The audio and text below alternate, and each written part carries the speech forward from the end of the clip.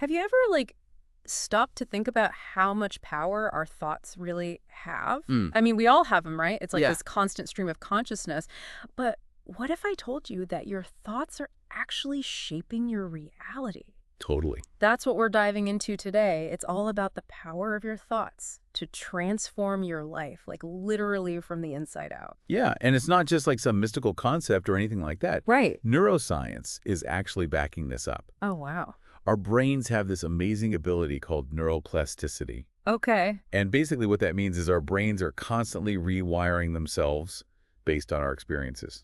Huh. And that includes our thoughts. So you're saying that every thought I have, like every little worry, every exciting idea is literally changing my brain. Yeah, you got to, it's like imagine your brain forming these neural pathways, like little roads connecting different parts of your brain. Okay. And the more you think a certain thought, the more well-traveled that road becomes. Huh. Interesting. So if you're always thinking negative thoughts, those roads are going to be like super highways. And those negative thoughts are just going to keep zipping around in my brain. Exactly. And on the flip side, if you're focusing on positive thoughts, those pathways become stronger and they influence your actions, your reactions, even the opportunities you notice. So it's like my brain is filtering my reality based on what I'm thinking about the most. Yeah, It's kind of wild when you think about it. it is. But let's be real for a sec. Nobody's positive all the time, right? No, not at all. Life throws curveballs, and, sometimes my thoughts, I admit they can take a bit of a nosedive. Yeah, and that's totally okay. It Yeah. is. Like, this isn't about forcing positive vibes only 24/7. That's just not realistic. Right. It's more about recognizing those like default thought patterns that might be holding you back and then learning to choose different ones. So how do we do that? It all starts with awareness. Okay. You can't change what you're not aware of. True. I think a lot of us are on autopilot, just reacting to situations without realizing how much our thoughts are actually shaping those experiences. We're not really in the driver's seat of our own minds. Exactly. So how do we get in the driver's seat? Well, I think a great way to start is just by like simply observing your thoughts without judgment. Okay. Like throughout the day, just pause and ask yourself, what's going on in my head right now? You just like hit the pause button and just listen to that inner dialogue. Okay, so let's say you do that, you start paying attention and you realize, whoa, my thoughts are kind of a mess. Yeah. What the? Well, then the real work begins. We have to start challenging those negative thoughts. Okay. Ask ourselves, are these thoughts even true? Mm. Are they helping me or are they holding me back? Like our brains are clinging to these outdated software programs. Yeah, kind of. Error 404, happiness not found. I like that analogy. Uh-huh. We often get stuck in these thought patterns based on, fear, insecurity, past experiences that might not even be relevant anymore. Right. One common trap is what we call cognitive distortions. Cognitive distortions. Yeah, these are basically like inaccurate or exaggerated thought patterns. Can you give me an example? Sure. Think about catastrophizing, where your brain takes a small setback and turns it into like a worst case scenario. Oh my gosh, catastrophizing. I'm the queen of that. Huh. Like, I forgot to send that email. That's it. My career is over. Exactly. Or black and white thinking, where you see things as all or nothing. Right, right. If I don't get this promotion, I'm a complete failure. Oh, yeah, I've been there. It's about learning to recognize these distortions and then challenging like the validity of those thoughts. So instead of letting those thoughts run wild, we can hit the brakes and say, wait a minute, is this really true or is my brain just like playing tricks on me? Yes, exactly. Wait at that. It's about reframing those negative thoughts with more empowering ones. Okay, so instead of my career is over, it's, okay, I messed up. I learned from it. I'll do better next time. Exactly. So it's like swapping out that old dusty record with something a little more upbeat. Yeah, I like that. But how do we make that shift? Well, that's where things get really interesting because we can tap into techniques like affirmations, visualizations, and even journaling to consciously shift our thoughts and beliefs. Okay, so affirmations, visualizations, journaling, these are all tools I've heard of, but honestly, they always felt a little woo-woo to me. Right. Can you break those down for me, especially like how they actually work with our brains? Okay, so affirmations, visualizations, journaling, these are all tools I've heard of, but honestly, they always felt a little woo-woo to me.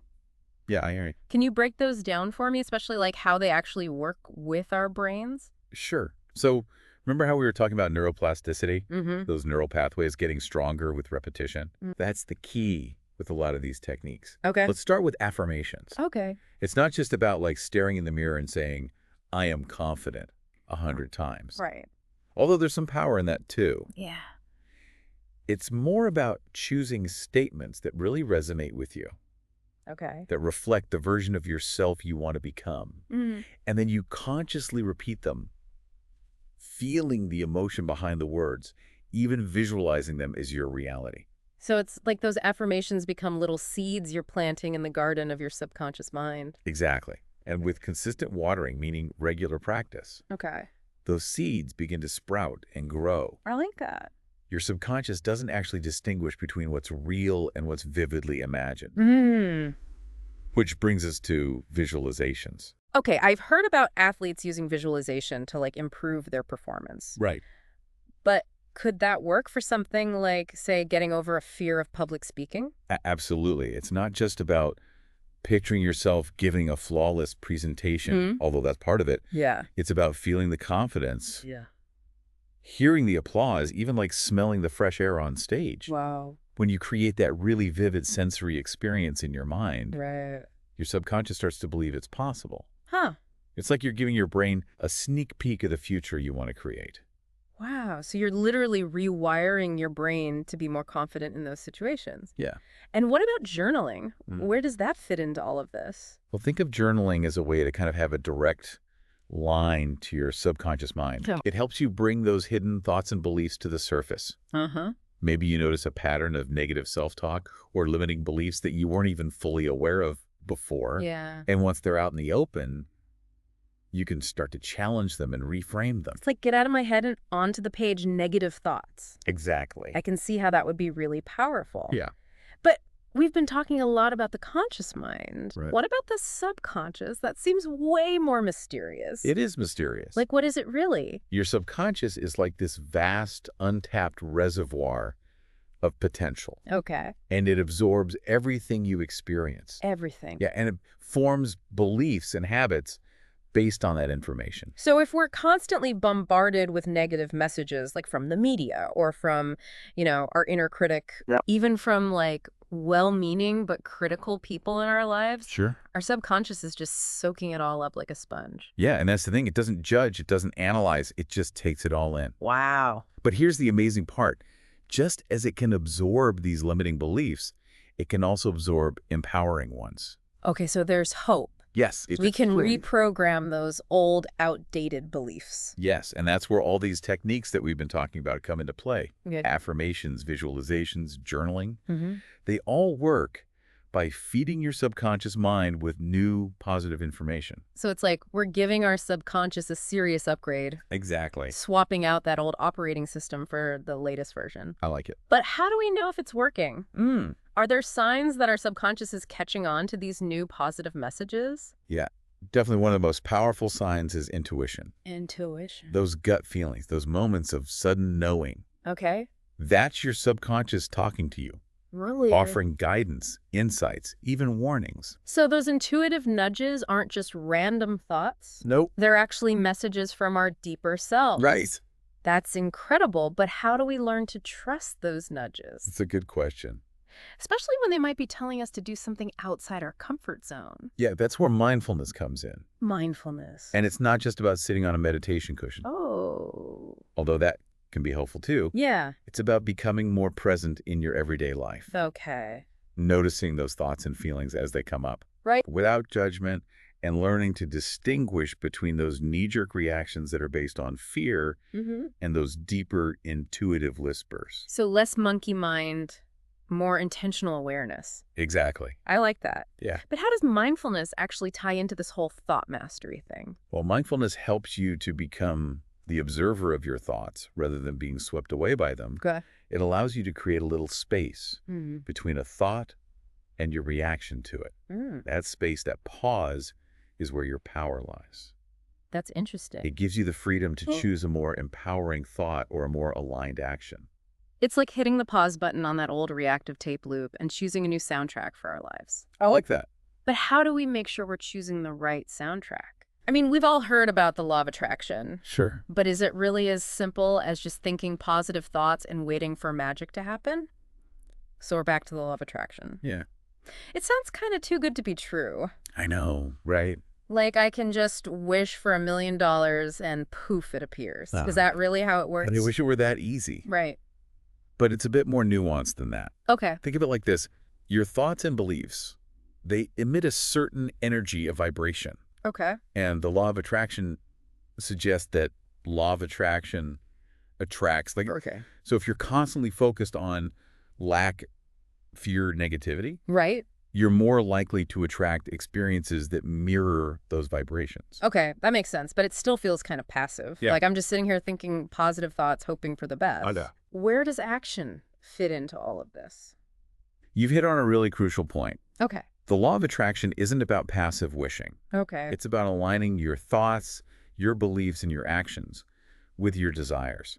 So it's about taking action, but not just any action. It's got to be like aligned action. Exactly. It's about taking inspired action. Inspired action. Yeah. So it's not just about any action. It's about those steps that feel aligned with our goals, our values, even our intuition. Exactly. It's about listening to those intuitive nudges we talked about, Uh-huh. even if they lead us outside of our comfort zones. Right. Maybe you get this gut feeling to reach out to someone you admire or to sign up for that course you've been thinking about. Right. Or finally start that passion project that you've been putting off. Yes, exactly. And that's where those synchronicities come in, right? Those seemingly random events that just fall into place when you're on the right path.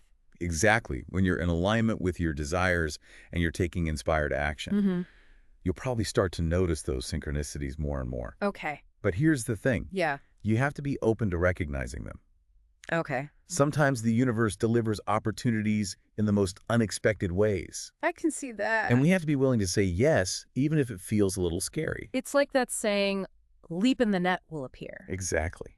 But what about those times when we're taking action, we're putting in the work, but those doubts still creep in? Mm-hmm.